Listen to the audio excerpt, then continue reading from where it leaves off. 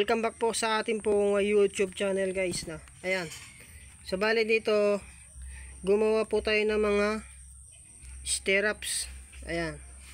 Iba-ibang mga design. So merong design na C-bar, S-bar, triangle bar, circle bar, rectangular ay square bar.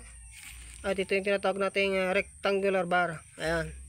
So ginawa ko ito kasi nga ay gusto ko pong i-share na pwede po itong gamitin sa ating pong mga roof beam o biga sa taas ng ating mga bahay. So kung wala po tayong ganong maraming pera, ay pwede po itong gamitin natin, yung C-bar at saka yung S-bar. Ayan, parehas po yan. Kadalasan ang ginagamit ng ating pong mga mason, itong C-bar ay yung pinaka lintel beam ng ating mga bintana at sa mga pintuan. Ito yung ginagamit, itong C-bar sa S-bar. Pero pwede po itong dalawa na gamitin din sa roof beam. Sa mga wala pong maraming pera, pwede ito. Kung pagpipili nyo ako kung saan dito, mas maganda itong S-bar kasi nga mas malapad dito ikumpara natin sa C-bar. Ayan, itong dalawang ito pwede ito sa talaga pong walang budget. Pero kung meron naman pong budget na medyo hindi sapat, pwede naman yung triangle na biga sa ating pinaka-roof beam ng ating bahay. So ito naman circle. So hindi naman to pwedeng gawing pinakabiga sa taas.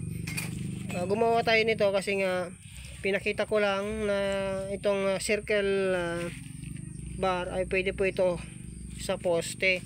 Kung makikita po natin, meron po tayong mga poste pabilog. Ito yung tinatawag na circle bar. Pero yung mga malalaking building, hindi po ganito. Meron pong makina na gumagawa na pinaka-spiral ng pinaka-laterize ng mga poste, na mga tulad po ng mga mall. Makikita po natin malalaki po yung mga poste. Kung sa mga underground ay yung pinaka poste nila ay bilog. Ayan. So kung marami tayong pera ay pwede ito naman yung square bar.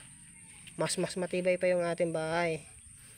Kung gusto niyo naman na walang nosing yung ating roof beam, pwede itong rectangular. Ayan. Payat na pataas. Pinaka yung walang nosing yung ating bigas sa taas. Ito yung ginagamit. So ito yung ginawa natin. Gusto ko lang i-share sa inyo na ito mga bars na ito, mga stirrups na ito ay pwede po itong gamitin sa roof beam.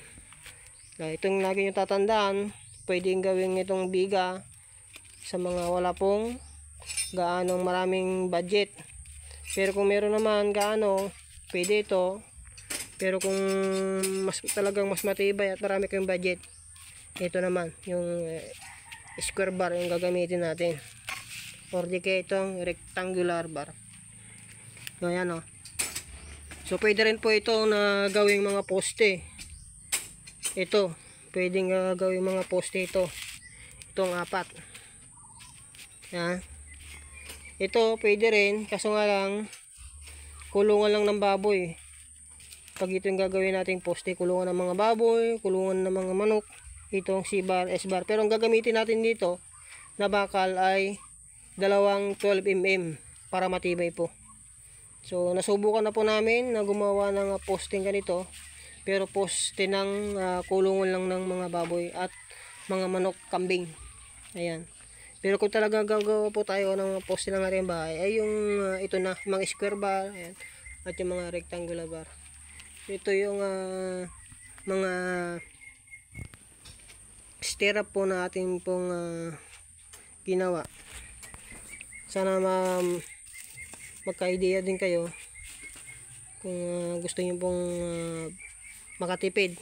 Ayan yung mga stirrup natin pong ginawa.